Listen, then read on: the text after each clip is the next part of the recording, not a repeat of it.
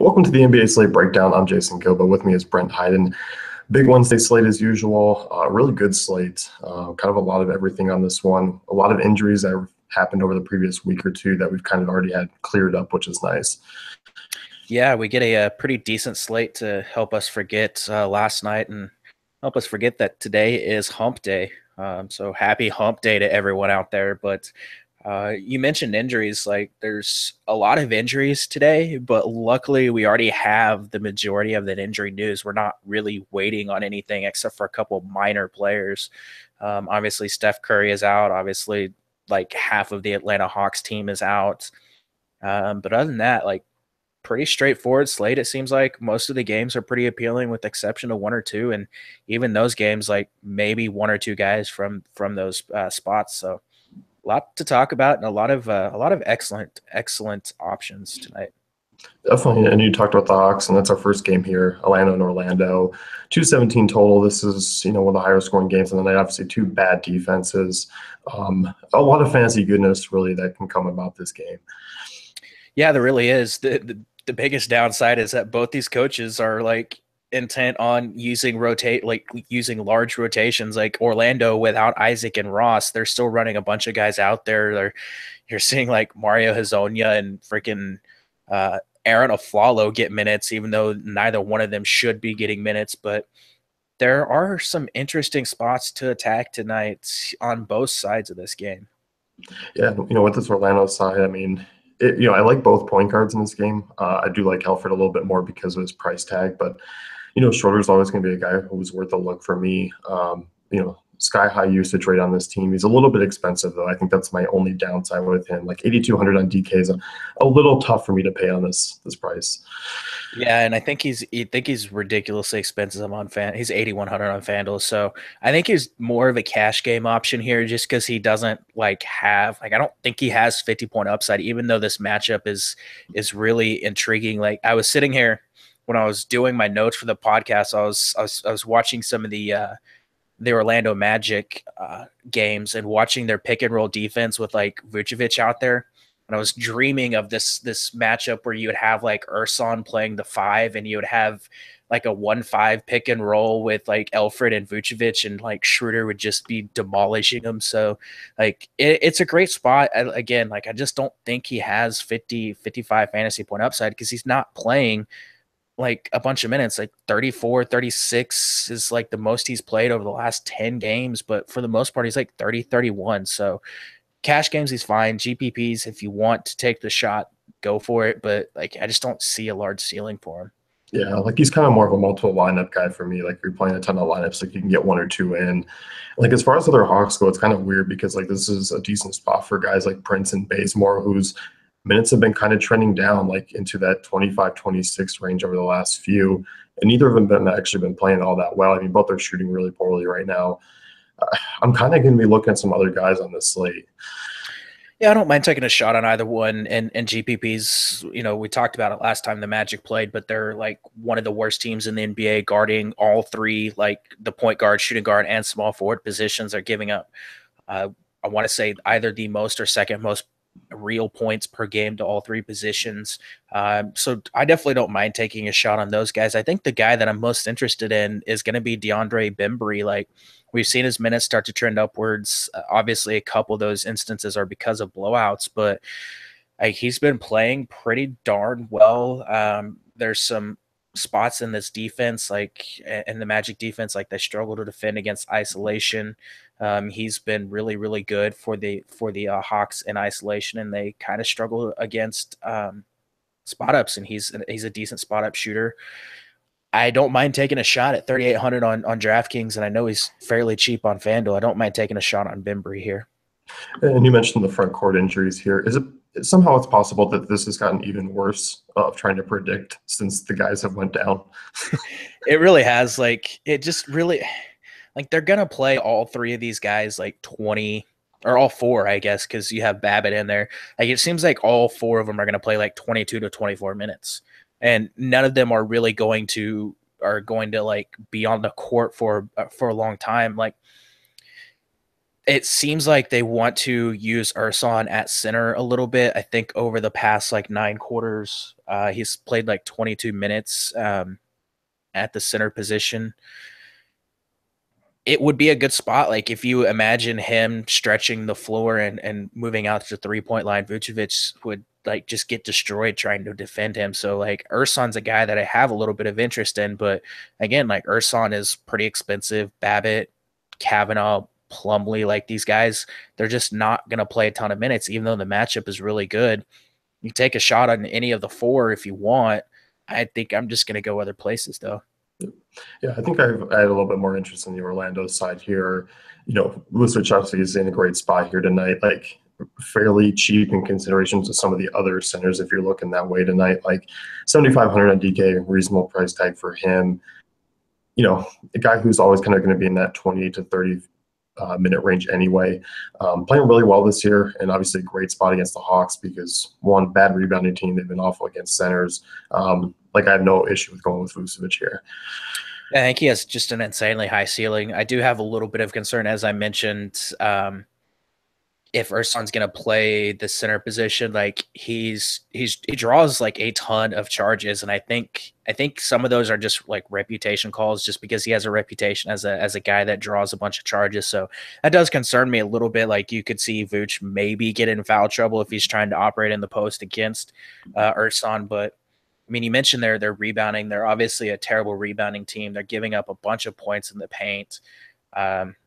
Interesting to note. Like they for a few games they started to like regress and actually start to defend the 3 point line really well. That's just gone straight down the crapper. They're one of the worst teams defending the corner threes, and Vucevic is attempting corner threes on 27% of his shot attempts. So I don't mind going the Vucevic route. And I absolutely love Aaron Gordon tonight if you're wanting to take advantage of someone else in that front court. Yeah, I am too. And I think on a full slate, I think he's going to get kind of overlooked because he's in a similar price range over on DraftKings as Kevin Love. You have Draymond Green kind of in that same spot. Like he's going to get really overlooked here. At least I think so. Yeah, I think he will too, just based on how like it looks like roster construction is going to shake out. Like early on, I think he'll definitely go overlooked. And if you're building a balanced roster and you're going to fade like the Durants and the Boogies tonight, like I think Gordon's a very, very interesting target. I don't mind Evan Fournier here. Playing pretty well of late. Like he's a decent cash game guy for me. Probably going to be in that 28 to 30 fantasy point range come the end of the night. I actually wrote him up in my GPP article. I think he's an excellent GPP option.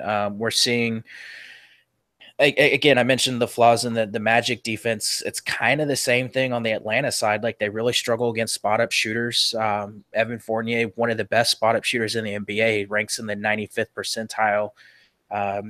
They struggle against pick and roll ball handler. Their pick and roll defense is terrible. Fournier, again, a really good pick and roll ball handler. He's great in isolation as well. Like I think this is a spot where Fournier actually comes out and has a huge game. The shot attempts have been there for him. I mean, he's over 10 and pretty much in like 9 in the last 10 games. A ton of 3-point attempts as well. And like if he can just fall into a few extra rebounds, assists, and maybe a couple steals, like I think this is a spot where you could actually see him put up a 35, 40 fantasy point game, and he's 6K on DraftKings. Like that's a pretty fair price. Yeah, the price tags are really nice on both sides. And Alfred Payton's another guy that I am looking at tonight. Playing really well of late. I mean, shooting 60% from the field, obviously over the last few games. His minutes have kind of been right around the 30-minute mark after kind of coming back from injury where they're working him back up. Good spot. We know Schroeder's obviously one of the poor defenders. They're 29th in defensive efficiency against point guards. Pretty reasonable price. Like he's had a pretty reasonable floor. Like it's always hard to trust him, but I mean, he's put up really nice fantasy outings really over the last 10 games.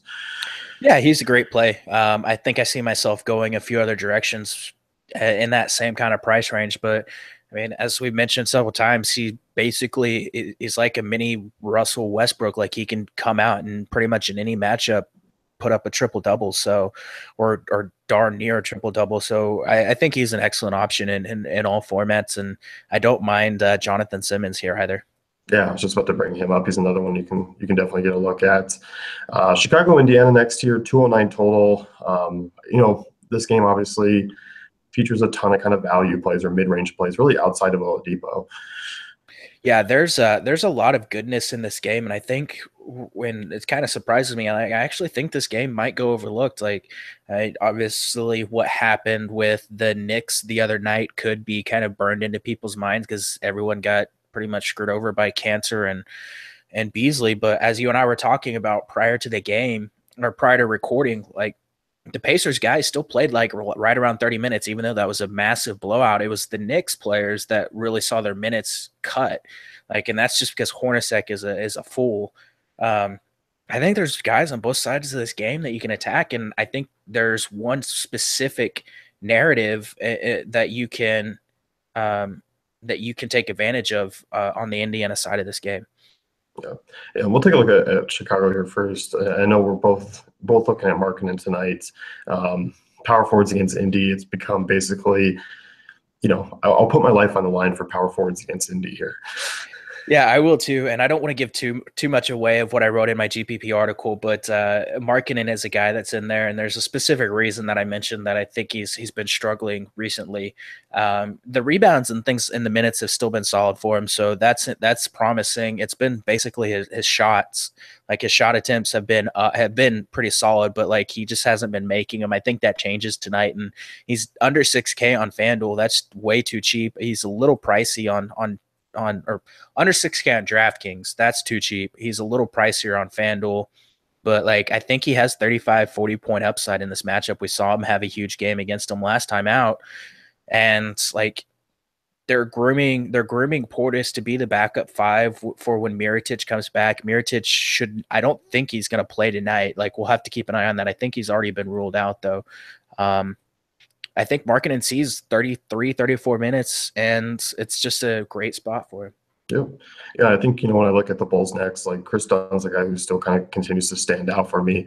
Just produces across the board. Peripheral stats are there. Like the steal upside is phenomenal. In a decent spot for him. And also he has played well against Indiana before, put up over 30 fantasy points in a prior game. As long as he stays out of foul trouble, like he's going to be a solid play. Yeah, I love him in the spot. Again, kind of like it was with Elfrid Payton. Like I think I see myself going a few different directions at the guard positions, but like he's in an excellent spot going up against Darren Collison. Like I don't mind Chris Dunn at all. Do you have any interest in other Chicago players? Like Denzel Valentine is a guy I have a little interest in still. I do not have interest in Denzel Valentine. I absolutely love Justin Holiday in the spot. And the reason why I love Holiday and I really do not like Denzel Valentine is because I told you I went into like down the rabbit hole of Indiana Pacers games, and I rewatched like the first and third quarter of the Raptors game, the Pacers and Raptors. I rewatched a bunch of the Rockets game, and I rewatched a bunch of the Pistons game. And this is going to be a long walk for a short drink of water here, but Oladipo is not playing like on-ball defense against opposing shooting guards. And that's a common misconception like people have. Like go back and watch those games. Like against the Raptors, he played the majority of the time on OG Anunoby. Against the Rockets, he was on Trevor Ariza for the majority of the game. The defensive scheme they are using him off ball on like opposing like small forwards, and he is playing help defense a lot. So like you're seeing him come over to help on like DeRozans and the Hardens, but he's not the primary defender. And that's why Oladipo's defense has been like he's been able to rack up the blocks and the steals because he's playing help defense and not primary defense. But like as long as Holiday's not driving to the rim, as long as he's spotting up, he's going to be like guarded only by Bojan Bogdanovic, and Bogdanovic is a terrible defender. So like Holiday is a guy that I absolutely love here, and I think people are going to avoid him because they're afraid that he's going to get Oladipo defense, and Depot's just not guarding opposing shooting guards. And Holiday's been one of the safer minutes guys for the Bulls. Like, he's going to get, averaging 34 minutes this season, 35 in the last 5 games, like really consistent minutes out of Holiday. We talked about him, I think a few days ago, kind of being a little bit of a shooter, but he's been notching some assists of late. Yeah, he's doing a decent job of kind of padding his floor with some of the peripheral stats. I mean, he has blocks and steals. He has at least one block and one steal in 4 straight games, 5 straight games. So like I don't mind going there, and he's 5,800 on DraftKings. Let's see, he is 59 on FanDuel. That's an excellent spot for a guy that's just going to stand there and shoot and kind of pad his stats with a couple other peripherals. Anyone else on Chicago you're looking at? No. Indiana side here. Obviously, I think the front court is in play. I mean, it's hard to not like really anyone on the Indiana side here tonight. I have some interest here in Turner, a little bit in GPPs once again because the price came down. He didn't have that great game like we were talking about last time out. So like people are just going to be completely off of him here. Yeah, he's definitely a solid GPP option, just kind of a point per dollar play. Like I think he has upside. Like he just really hasn't shown it. I think he might still be battling a little bit of soreness, but he's a fine option. Like I don't mind going there. I think the guy that I'm absolutely in love with in the spot, and I wrote him up in my GPP article, is Bogdanovich. Just an absolutely insane spot for him. We saw him light up the Bulls last time out. They struggle to defend spot up shooters. They're really struggling to defend the small forward position as a whole. Like it's a great spot for Bogdanovich. He's second on the team in spot up efficiency. Like I don't see a way where Bogdanovich doesn't come out and put up 30, 35 fantasy points, and at 4,800 on DraftKings, like I'll take that all day long. Yeah, he's fairly cheap. I mean, and a guy that I've been kind of plugging in, over the last week or two, just because the prices have been so good. Like, and he's just like he's been getting 25 fantasy points, like at those price tags, like you're completely fine with it. And he has that upside if you can get hot. Yeah, I mean, if you just look at his game log, he has what, one game over 40 and one game at 38 fantasy points in his last 10, and the rest are pretty much like the 26, 28 range. A couple of bad ones against Toronto and Houston, which kind of to be expected, but like he's playing a bunch of minutes, he's taking a ton of shots. Like I don't really see a reason to fade him in the spot. I don't mind Thad Young here either. Look at Chicago 28th in defensive efficiency against power forwards. He's a guy who's been playing well. The minutes have been pretty stable for him. Cash games is probably where I'm lining with here. I don't see a ton of upside in this spot. I really haven't seen a ton of upside out of Young this year. Yeah, I mean, he's been actually playing really well recently. So that's nice to see. He's scored, 20 points on 9 of 11 shooting on Monday. Third game this season where he's over 20 points. I don't mind taking a shot there. There's going to be other directions I take at that position though, especially like around that 6K range. Like I like marking in more for $100 cheaper on DraftKings, and there's a few guys I like that are a little more expensive that I would rather go with. And then backcourt here, Oladipo playing, kind of out of his mind of late. Expensive. Darren Collison's the cheaper alternative here. Once again, I don't have any issue with either of them. Yeah, neither do I. Like, I'll never say no to Oladipo. Like in this spot, I'm done saying that he's not going to be able to pay off his price tag because he's done it 3 of the last 4 games for the most part. And as I mentioned, because of the way they're playing defense, it's allowing him to get those blocks and steals like pretty easily. When you're the help defender, it's a little bit easier to get those as opposed to when you're the on-ball defender. So, like, I don't see those numbers taking a dip anytime soon. It's just going to be whether the scoring is there to go with it. So I absolutely like Oladipo in the spot. I don't mind Darren Collison either. The status of Corey Joseph is going to be something to keep an eye on. If he sits, you might see extra minutes for like Lance Stevenson, or you might just see Oladipo and Collison heat up some more extra minutes. So keep an eye on that. But those are the 2 guys that I'm really looking at. Yep. Sacramento, Cleveland here next. 210 total. Cleveland 12-point favorites. We talked about this game a little bit before here because of, obviously the potential blowout concern that you're going to hear tagged with this game. We've seen Sacramento blowing out plenty of times. Cleveland kind of obviously on this roll. They're starting to roll over some of these bad teams, but we saw it last game where, 45 fantasy points in a blowout is what you're going to get out of guys like Love and LeBron. Yeah, I mean, if you want to play LeBron, go for it. Like it's always every night is a night where you can play LeBron, regardless of how you feel about blowouts. Like he just has that really safe floor. Cause like if the Cavaliers are gonna be blowing anybody out, it's because LeBron and Love and Wade had good games. So like I don't mind going with LeBron, even in that blowout against Chicago. He still played 34 minutes. Like these guys are still playing decent minutes in blowouts. Like, unless it's like 30, 40 point blowout, like at the half, like you're going to see these guys play in the fourth quarter. So like, I like LeBron here. I think this is a smash spot for Kevin Love. Like, I don't really like his minutes have been trending down anyways. So even if this game does blow out, like he's still going to see probably the same amount of minutes he has been seeing, and he's been producing a ton of fantasy points. He's like 1.27 fantasy points per minute this season, but like he's been out of his mind recently, and he's going to draw Zach Randolph defense, like Zach Randolph trying to stretch out to the 3-point line to cover Kevin Love. Like that ain't going to happen. I mean, you look at Sacramento here, like horrible against centers this season. Not a great rebounding team. Like this, like you said, this is just a prime spot for Love. A little bit expensive here because he's just been playing so well. But I'm really willing to go back to the well here.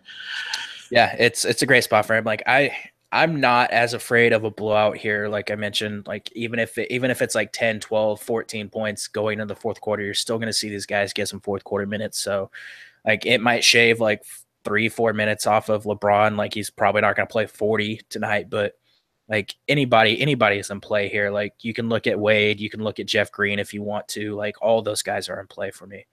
Yeah, no, but not on the Sacramento side, we were kind of looking at Randolph before the show. Like he's the guy I have interest in from the Kings here. I know there's some value that's kind of opened up. Like I don't know if I'm necessarily going to need them or go down that road here. Yeah, like I think Randolph's an excellent option, especially if this game does stay close to the end. Like you've seen Randolph play pretty heavy minutes. I mean, he came off the bench against Milwaukee, but he still played 34. He had 32 against Chicago, had 31 against the Clippers, 30 against the Lakers. Like he's playing decent minutes here, and his production has just been ridiculous. Like he's averaging like 1.13 fantasy points per minute and almost 30% usage rate without Willie Cauley-Stein. Cauley-Stein's out. Scalabissier's in the G League.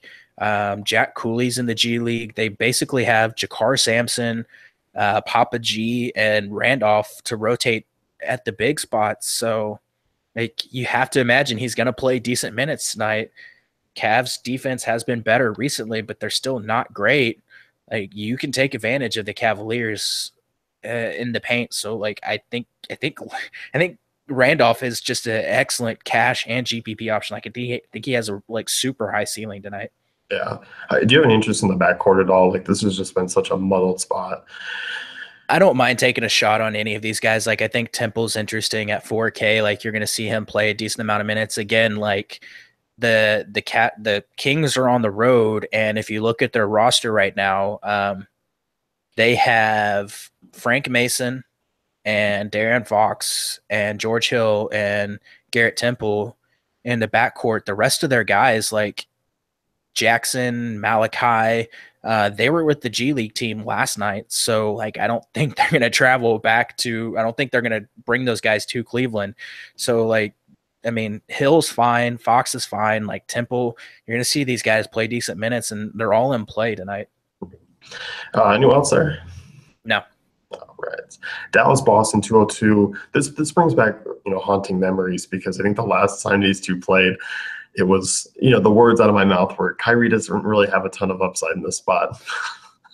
Yeah, he must have gotten mad at you for saying that because he went off. Like I will say that it was an overtime game that in that matchup, but Kyrie 63 fantasy points. Yeah. I'm never gonna say that Kyrie doesn't have upside because Kyrie always has upside. Like I still think he's a better cash game option tonight as opposed to GPPs. But this game's a little interesting, I think, from a couple different aspects. Yeah, I do too. Like once again, I think it's kind of the same thing. Like on the Dallas side, like if you want a nice cash game floor with Harrison Barnes, you can go that route. I think if this game can stay close again, like obviously we saw Barnes, put up over fantasy. Like you mentioned, it was a blowout time, but still had a solid game. I don't mind him once again at his prices. Like he continues to sit in that mid range. Dirk is another one that I have some interest in at his price. Like he's only 4,400 on DK. Not playing obviously huge minutes, but right around 25 fantasy points over the last 5. Shooting well. Obviously, he played well against Boston too, who can allow a little bit to big still here. Yeah, it's kind of crazy. Like Harrison Barnes, we always mention him as a guy where you just kind of lock him in as a cash game option because he just plays a bunch of minutes. He's had a bunch of upside recently. Like he averages 7.6 rebounds on the season. He has at least 8 rebounds in 6 straight games. He has 10 rebounds in back-to-back games. He's shooting pretty darn well recently. Last 2 games, or 2 of the last 3 games, he shot 50% from the floor. It's the Clippers and Spurs. He didn't shoot very well, but like he's still attempting a decent amount of shots. This is a fairly decent matchup. Like I really do think you can look at Barnes here as a safe floor and a decent upside play. And you mentioned Dirk. I'll always like Dirk whenever he's priced where he is. I mean, 4,400 is kind of too cheap for Nowitzki. Like I think he's a better cash game play, but I don't mind going there at all. No, I don't either. And the backcourt, I'm kind of staying away from a little bit here. Obviously, tougher defense in the backcourt for Boston, although I still have interest in JJ Barea. Yeah, Beret has just been insane recently. Like, and his price not really climbing too much. Like, he's 4,500 on DraftKings. I think he is a little expensive on FanDuel. He's 51 there, but hey, he's been playing really well, and he's kind of a guy that they rely on heavily coming off the bench. And he just produces like he produces a lot of fantasy points in a short amount of time. So I don't mind going there. If you want to take a flyer on Wesley Matthews, that's fine. Um, I don't know that I want to go with Dennis Smith here. I mean, that price is starting to come down on DraftKings, though. Like, if you wanted to take a shot in GPPs, you could. But that's pretty much all I'm looking at there. Yeah, I mean, finally had a decent game. Like he cracked 30 fantasy points last time out in actually 30 minutes. Like that's been the first time in a while for Dennis Smith. And like I said, I mean, 5,300 on DK is reasonable. Yeah, I mean, GPPs, I guess I don't hate it. So on the Boston side, we kind of talked about Irving. He's kind of in the same lines of like Schroeder, like not as a play, but like just in terms of what they can do tonight. Yeah, I agree with that. Like I said, I think obviously he has a safe cash game floor, and I mean we've seen him with the upside specifically in this matchup, so I don't mind going there. I actually have a lot of interest in Jaylen Brown in the spot, 5,700 on DraftKings. He's under 6K, so that's probably a little too cheap there. He's under 6K on FanDuel too, so I really like the spot for Jaylen Brown, and I want to see if Marcus Morris is going to get some minutes here. I think you could go to the well with Marcus Morris if he gets the start. Yeah, no, I'm with you there. And Al Horford, I mean, he let me down that last game against Dallas in a good spot. And, he's coming off, 3 straight 40 fantasy point performances, all in really good spots. But this is another one. And, I mean, dishing out 19 assists over the last 2 games, like he's rebounding a little bit more. Dallas, obviously not a good rebounding team. They're 26th. Horford's a little bit high in price, but I think because of the recent performances, like that's because why. Yeah. And I hate when people talk about home road splits for basketball players, but this stands out to me, like, and this is a small sample size this season, but Horford at home this season is shooting 65.3%. On the road, he's shooting 48.4%. Obviously, again, it's only like 11 games, 11 home games, 12 away games. Matchups can heavily affect that, but like he's shooting the ball significantly better at home this season. So I think this is a spot where he comes out and kind of pays off his salary. I mean, he shot 1 for 5 against Dallas last time out.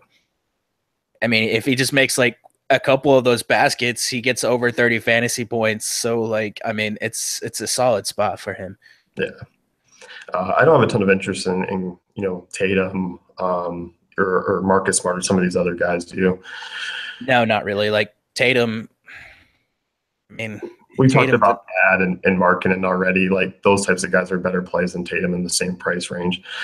Yeah, I think so too. So, moving on here, Memphis and New York, 197 total. I know you and I really didn't have a ton of interest in this game. Porzingis looking probable for tonight's. Just 2 kind of uglier teams like that play style. Like it just doesn't grind out as one of the better fantasy matchups. No, like if you want to take a shot on Porzingis because like you're going to see a bunch of extra usage go his way with Tim Hardaway Jr. out, go for it. It's really not a spot that I'm looking to target him. Like I think you have Aaron Gordon pretty much at the same price. I would rather go that route. And on the Memphis side of things, like Tyreek Evans is probably going to be a popular guy. He's been really good recently. We obviously know he has usage. He has a good individual matchup because he's starting at point guard, so he's going to be matched up against freaking Jarrett Jack tonight. But something that people need to know, like 54% of Tyreek's shots this season have come at the rim. The Knicks are one of the best rim protecting teams in the NBA. They're holding opponents under 60% shooting at the rim. Like, I have no interest in Tyreek here. Like, he's going to try to drive into the paint and he's going to have to fight off like Kristaps in the paint. And like Cantor, even though he's a terrible defender, he can still kind of guard at the rim. So I don't have any interest in Tyreek here. I don't know, because I think I like Klay Thompson. I like Will Barton a little bit more in like the same price range. Like, I think if it was a smaller slate, like I'd be a little bit more invested in Evans because there's some better options in better spots. Like, I'm with you. Yeah. Yeah, I mean, I don't have a ton of interest in this Memphis side really outside of Evans and maybe one or two lineups. As far as New York goes, I mean, like I don't have a ton of interest here either. With Porzingis back, like you mentioned, the usage is obviously going to be high. Still kind of curious to see what they do with him moving forward. Like I would anticipate them being a little cautious still. You would think so, but as I mentioned earlier, Jeff Hornacek is an idiot. So I don't know. Maybe he just runs Porzingis out there. We saw Damian Dotson put up a decent fantasy game last time out. Like, he's not an efficient scorer. Like, there's no reason to go there. Yeah, and obviously Cantor in a tough spot as well. Yeah, like I said earlier, if you want to roll them out in GPPs, go for it. But I prefer like Aaron Gordon, the same price. Yeah. Nuggets Pelicans next year, 218 total. Obviously a game, no Anthony Davis. A lot of people are going to be fixated once again. No Jokic. So like we're missing some big players from this game.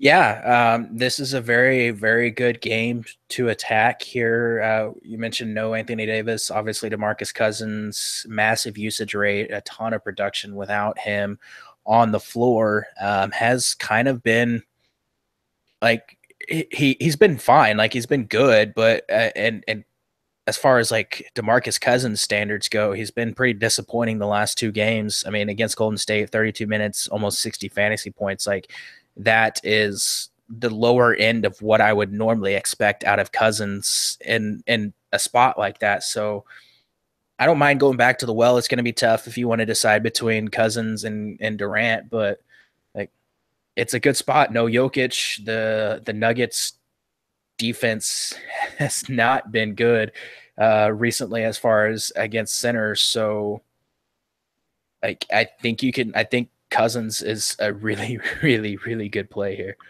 Yeah, I'm with you. Like, I'm looking at him. You mentioned Etuan more last time out. This guy came out and shot 18 attempts. Obviously lit it up. He was 5 of 6 from three. Had 6 rebounds. You want to go back here? Oh yeah, I'm willing to go back to Etuan more. Like, he's just getting a bunch of shots. He's been playing really well. The minutes have been there for him. So you can go there with Etuan more. Drew Holiday is a fine option. Rajon Rondo is still way too cheap. Like, everybody from this Pelicans side of this game is in play. Like, I don't even mind Dante Cunningham here. Like, we've seen him play significantly better. Like, the numbers don't reflect it last season, but like when Davis was out, like Cunningham, like just moving him closer to the rim, like Cunningham is a much better player. So like, I don't mind taking a shot there. And of course, Darius Miller, he's a guy who just pretty much does nothing but shoot, but you can take a shot there with him too. Yeah, no, I mean, definitely all prime values on the night slate outside of Cousins. Like, yeah, Rondo's still too cheap. I mean, 5,500, double-digit assists in each of the last 3 games. Minutes spent right around 28. He's going to be a guy I look to a ton because I feel like he's going to be kind of fitting into my lineups perfectly. Yeah, and we saw him against this same Nuggets team a few games ago, 25 minutes, 25 fantasy points. And that was with Anthony Davis. So like, Davis played 21 minutes in that game. Like, this is a spot where you're going to see like the assist rate goes through the roof with Anthony Davis off the floor. Like, Rondo is going to rack up double-digit assists in this game. He's going to probably, if he eclipses 10 points, like, you're going to get that double bonus on DraftKings, and at like 5,500, like if he gets you 32 fantasy points, 33 fantasy points, you're happy with that. And I mean, we see him with almost 40-point upside over the last 3 games. So I don't really see a reason to fade him in the spot. Yeah, it's tough. On the Denver side, a lot of my interest goes to Barton here. Coming and playing higher minutes, obviously. This is a guy, if he gets hot, like, it can be over. Like, he can produce 40, 45 fantasy points like we've seen it a couple times already. I think he's probably my favorite nugget on the board here tonight. Like, Jamal Murray's he's really scoring dependent. He doesn't produce enough kind of peripherally for me to get excited about. Also, don't mind Gary Harris. I will not stand by and let you slander Jamal Murray like that. How dare you, sir? How dare you? Come on, I gave you Gary Harris. I absolutely love Jamal Murray in the spot. Like, the usage goes up without Jokic and without Millsap on the floor. He has like 30% usage rate. Again, you mentioned he is pretty scoring dependent, yes. But he does have rebound. He does have, some rebounds and assists in his past few games. And we saw him against the same Pelicans team, 34 minutes, 41 fantasy points. Like, the dude is shooting really well recently. He's 9 of 16 from 3-point range. When he gets hot, like, you just kind of ride that train. So I love Jamal Murray here at 5,100 on DraftKings. He's 54 on FanDuel. Like, I love him in the spot. You mentioned Gary Harris. Absolutely, I'm a Gary Harris truther, so I will die. I will go down on that ship if he has a bad game. Price is getting up there, so it's kind of tough, but production's been there for him. And you mentioned Barton. Barton's a fine option as well. I don't mind going there. So, any interest in the front court here? Yes. You expect Plumlee to get the start and try to contain Demarcus Cousins. I don't know how well that's going to work out. I don't mind going there. Fareed, again, a guy you can go there as well. I think like Wilson Chandler is probably going to play limited minutes. Like, they basically said that he's still playing through his injury. So, like, I don't know why they're running him out there if he's still hurt. This is a guy that can never stay healthy. Like, if he's going to see 24, 25 minutes, that means my boy Trey Lyles is gonna get a bunch of extra minutes. Again, Malone praising his play, praising his defense.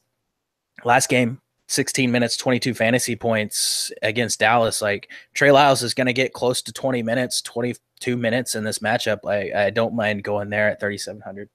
Yeah, I think Lyles and Fareed are two of my plays. Like, Plumlee, like you said, like I kind of envisioned some quick fouls and some limited minutes tonight. Yeah, like, I don't know that I don't know that I'm really that interested in the Plumlees and the Fareeds just because their prices starting to climb, and I think there's better spots you can go to. But like, those are the guys that they're gonna have to play. They're gonna have to play minutes. So, I mean, you can take a shot if you want. Detroit, Milwaukee here next, 205 total. I didn't have a lot of interest. Like, it seems to be kind of real specific plays from each side. I have a few interests. I should mention it is Giannis. It's its birthday, so we have a birthday game. Boy. We have a birthday game for Giannis. So if you're into Narrative Street, there you go. The Giannis birthday game. But there's like four guys from this game that I'm interested in, and that's pretty much it. Yeah, me too. Like, on this Milwaukee side, now that you mentioned it to me, I got to go at least with one birthday on this lineup. Like, you kind of gotta, you can't play DFS and not go birthday narrative. Yeah, I mean, if you really want to, go for it. Like, he has not been great in this matchup. I mean, I will say that, like, he has kind of struggled. He's averaging 45 fantasy points in 36 minutes against the Pistons, but their defense has started to kind of take a turn for the worse. So their rim protection hasn't been great. I don't mind taking a shot on him and fading. Like, if you're going to fade Boogie or Durant, like, Giannis is the guy that you're kind of looking to in GPP. So I don't mind taking a shot. Yeah, I don't either. As far as everyone else goes on Milwaukee, like, I don't have a ton of interest. Like, Eric Bledsoe, I might have a little bit of interest in. surprisingly, Middleton's played really well in both these matchups. He's averaged over 40 fantasy points in both games against Detroit this year. Yeah, I think Bledsoe's the guy that I have the most interest in. Just been playing really well recently, and I believe had a big game out. It was one of his 40. It was one of his first games with Milwaukee, if I recall correctly. Second game with Milwaukee, 43 fantasy points. Yeah, go for it. Like we know Reggie Jackson defense is terrible. Bledsoe's price is fair. It's a good matchup. 6,600. Like I'll take that. Yeah, and I don't really have any interest in the Milwaukee bigs, do you? No. On the Detroit side, obviously I think a lot of people are going to be noted here that Drummond has just, smashed Milwaukee this year. It's some big amount. The price tag, obviously, I know before the show that he's expensive. Like he's super expensive. Yeah, your connection got a little choppy there, but basically I heard Drummond, great spot. Everyone's going to love him. Price tag expensive. All of that stuff. I do not care about his price. I do not care about his ownership. Even in GPPs, like if he's 100% owned, I will still have him in almost all my lineups. Like just excellent spot. Averages 46 DraftKings points against Milwaukee the last two. Milwaukee's giving up almost 17 rebounds and 22 real points per game to centers over the last 10 games. They're 13th worst team in NBA efficiency against bigs. And that's with them facing Sacramento twice. So, this is just a spot where Drummond's going to go off. I wrote about it in the GPP article. Assists have really helped his fantasy totals. And I haven't had a chance to go back and watch a bunch of the Detroit games, but luckily I know someone that has, and they spent a bunch of time breaking down play sets for the Pistons, and they are actually running a lot of plays through Drummond in the post, but it's not like we're going to post up Drummond and try to let him score. Like they're running plays off of him where he can actually pass out and get some of those assists. I think we're still waiting for that Drummond triple double to happen. It could happen tonight. I'm going to call it right now. Hot take city. Andre Drummond triple double tonight. Right. This is where I told you I need the buzzer thing. This is where I click it in. I mean, obviously Drummond's a fantastic play here. Which side are you buying more as far as Avery Bradley goes? The recent performances where he's just been god awful, or the two performances against Milwaukee this year? Just because I really want to play him at his price on FanDuel, I'm going to buy into the performances against Milwaukee. He's just torched him, absolutely torched him. Averaging 25.5 points while making 9 of 16 3-pointers in 2 games against them this season. He's on this road trip that they're on. He's 8 of 33 from the floor. You would expect that to regress just because he's not that bad of a shooter. So I'm going to say that I think he breaks out of his slump here. Yeah, I'm definitely more than okay taking some shots. Any interest in anyone else in Detroit here? No. Yeah, this is a spot where kind of everyone else has struggled outside of these two. Yeah, I guess Reggie Jackson's just a little bit interesting at 6K. If you actually do watch the Bucks, they've kind of abandoned their earlier season defensive strategy where they're trying to trap the point guard up high and force him to turn the ball over or pass out. So, if they're going to continue to do that, you could see Reggie actually start to evolve and have some decent games. But, there's other guys that I think I prefer in that price range. Yeah. Moving on here, Golden State and Charlotte's 219 total. No Curry tonight. I'm kind of bummed we don't get the homecoming for Curry on national TV against Charlotte. Yeah, I'm a little bummed about that too. I mentioned narrative streets for Giannis, and we know that we as DFS players love narratives. I don't know if people remember, but last offseason, not this previous one, but the one before, Russell Westbrook got inducted into the Oklahoma Hall of Fame, which is corny. I know we have a state Hall of Fame, but Russell Westbrook is in there. And Michael Jordan came to do the presentation for Westbrook.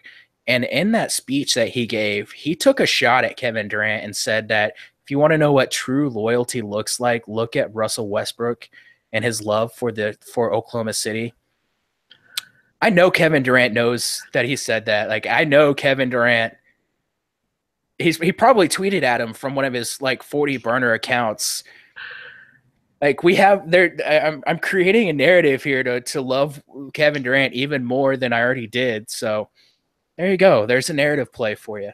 Yeah, so already sky high usage in a good spot, and now we add this to it. Like, yeah, you're definitely, he's got his burner phones, and he's got that screenshotted, he's got that favorited, like that speech, like, oh, he's so petty. He's got that saved. Yeah, he does. So, Kevin Durant's going to be extremely chalky though. So like that 33% usage rate, yeah, it's great. He did struggle a little bit. I think the one game where Curry sat out and he played, like he struggled at times to create his own shot, but like this is a great spot for him. Yeah, it is. And I know, you're looking at Klay Thompson. He's always that lower usage guy when one of the, or not lower usage, one of the lower ownership guys when some of the stars sit out there for Golden State. Yeah, I wrote about him in the GPP article. Like everyone's going to look at Kevin Durant and his like 33% usage rate, and they're going to ignore the fact that Klay Thompson has a 29% usage rate when Steph is off the floor. Charlotte defense, not great. They're terrible at creating turnovers. They're terrible defending in transition, terrible against isolation. Like Nick Batum does not scare me on the defensive end. Like I don't know how Klay Thompson doesn't come out and just have a massive game here. He's way too cheap for being a guy that's going to have like a almost 30% usage rate without Curry. So like if you're playing GPPs and you want to fade Durant, go for it. But you got to have some Klay Thompson here. Yeah, I think so. And I saw some interest in Draymond Green as well. Like he finally produced that big outing. Like we were waiting for the big 7 assists, type game where he racks up some steals and blocks. And obviously I'm looking at DK scoring. It's much larger over on FanDuel with the scoring system. But once again, like he's kind of in that range, like he's under 8K. I'm going to be using a ton of him tonight. Yeah, you would expect that without Curry that, they're going to have some units where Draymond Green kind of operates kind of like as a de facto point guard.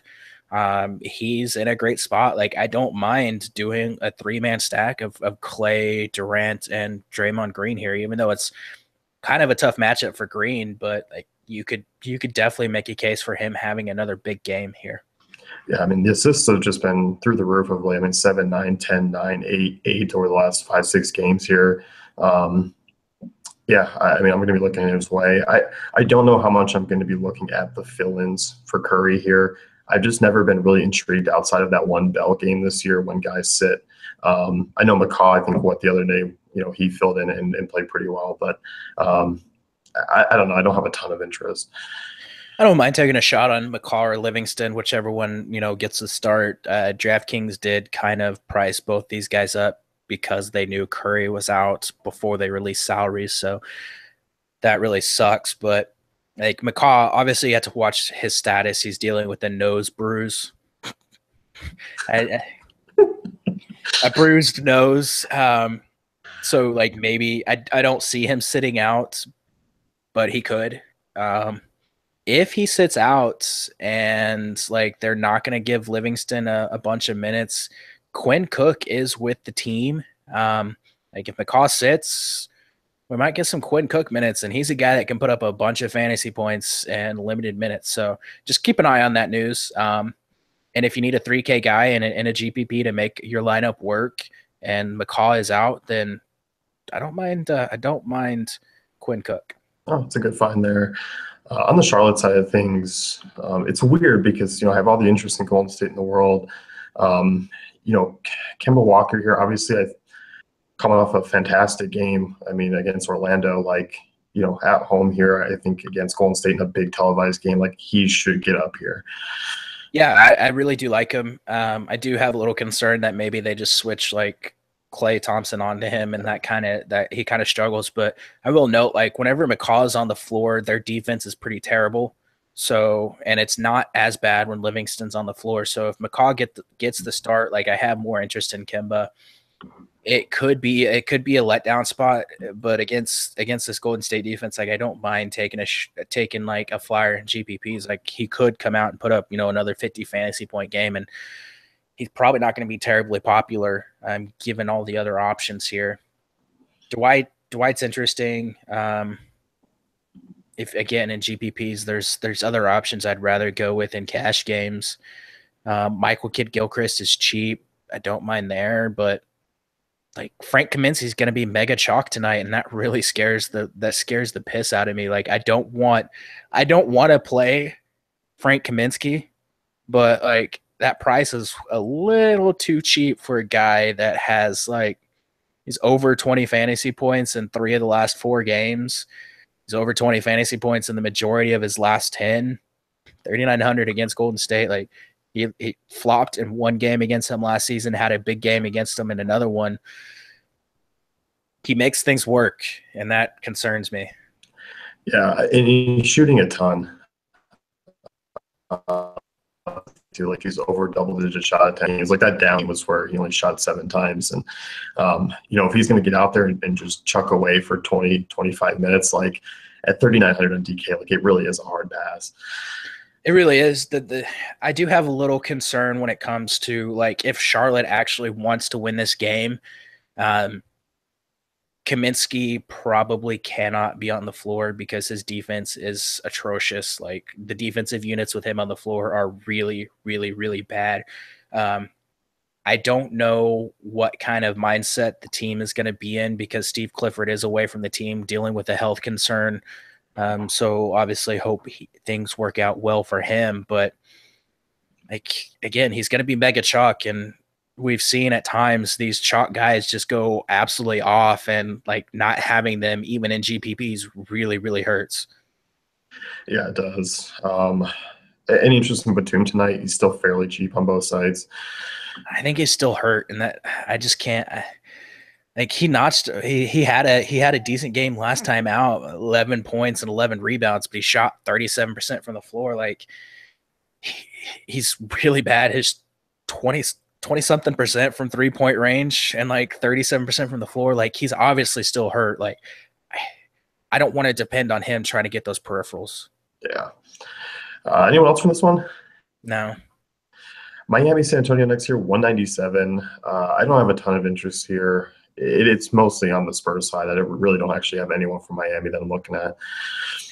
Miami, like Kelly Olynyk has been fine recently. I don't mind going there, but like as you mentioned, it's pretty much the Spurs side for me. I love Rudy Gay in this spot on DraftKings. He's 5,200. FanDuel, I'm not as interested. Came out last game, had a big one against Detroit, played over 30 minutes. He's a really solid point per minute producer. He's pretty much the guy that I have the most interest in. Him and LaMarcus Aldridge are the 2 guys from San Antonio that I really, really like here. Yeah, and this just seems like another night where Aldridge goes really underowned. Aldridge just goes overlooked way too much. Like he's coming off a couple bad games, and that's fine. Like one against Memphis and one against Detroit. Shot attempts are still there. Like offense still runs through him. Like there's no reason for him to not have the opportunity to put up a big game tonight. Much like against Detroit, like we talked about last game, like Miami's post defense is terrible, and they're not great at the rim with Whiteside out. So like this lines up for him like being in a great spot.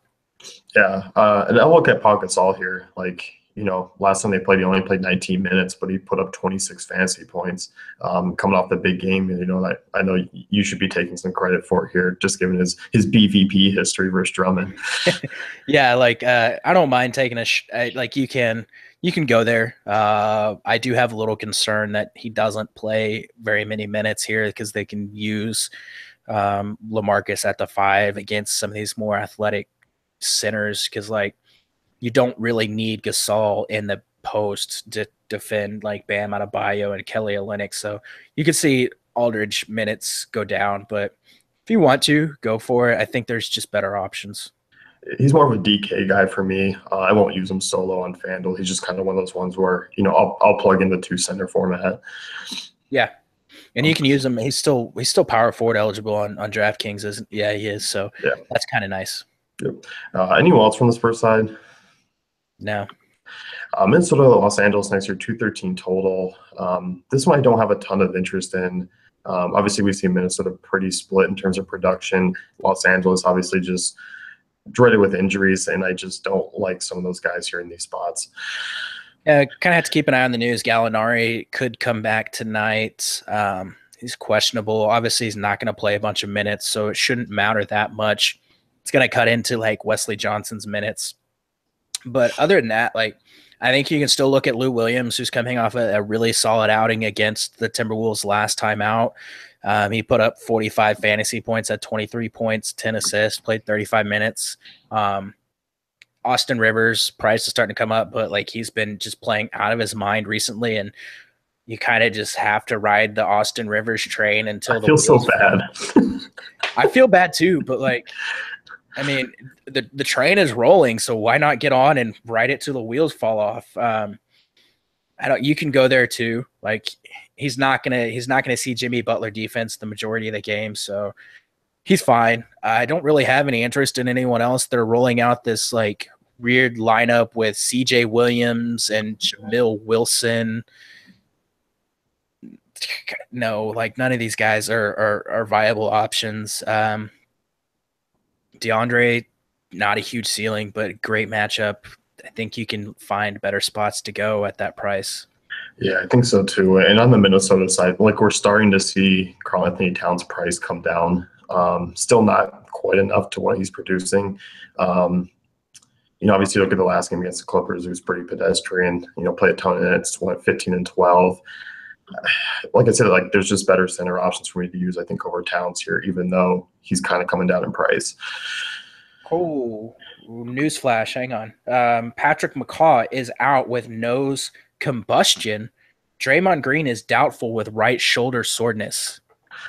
Well, this is fun. So we'll revisit that game here in just a second. But Cat, I'm not going there tonight. I think you're just looking at Jimmy Butler and Jeff Teague, and you're moving on from the rest of that game. Yeah, because Taj Gibson is up in price now to 6,200 on DK. Completely has earned it, but I'm just not paying 6,200 for Taj Gibson. In cash, I don't mind. I don't mind it just because like you're getting a safe option, but I don't really want to. You're not going there in GPPs. Yeah, and you mentioned Teague. Like I still don't mind him at his price. He's another one of those guys in kind of that mid range, like Dunn and Alfred tonight, that I'll be rolling with. Yeah. So yeah, let's circle back around here. Okay, so pulling up the usage for the Warriors this season with Curry, Draymond, and McCaw off the floor. You have Durant at 31.6, Clay at his same 29.9, Zaza, it's only 2 minutes, but 27%. David West, 22.5, Nick Young, 21.7. I think it's pretty much the same. Like you're still looking at Durant, you're still looking at Clay. You would expect maybe David West to get a few more minutes and maybe some more minutes out of Caspi and all these role players. Maybe Nick Young gets some extra minutes too, but Quinn Cook might be in play at 3K now. Like I don't think you could rightfully expect Patrick or Sean Livingston to play a bunch of minutes. So it could be a Quinn Cook game. Yeah, and I think a lot of people are going to question, is Jordan Bell a viable option here? But I think we see Durant play a lot of the four. Yeah, that's exactly what you're going to see. You kind of have to expect Bell would see some, like probably 20 minutes. So if you want to, like he's cheap enough.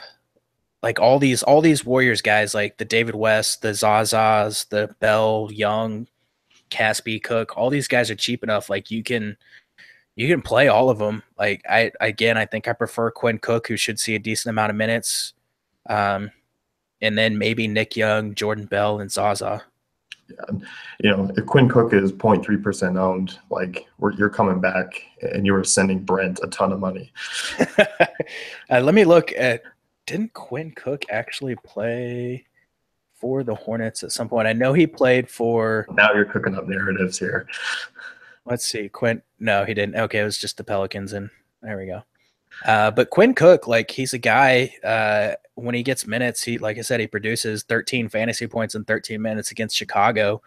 That's pretty much the only game he played in. He played 5 minutes against Orlando. but like their rotation is really, really short. So just keep an eye on what news comes out, like what Kerr says is going to happen, because like Livingston can't play a bunch of minutes. They need guards. So there you go. Wrapping things up here, who do you guys are highest score on the night? Well, I called Deandre Drummond triple double. So That's like true. if he puts up triple double, like he's gonna be probably one of the highest scoring players on the night. So I'm gonna go with Andre Drummond. This is tough for me here. Crap.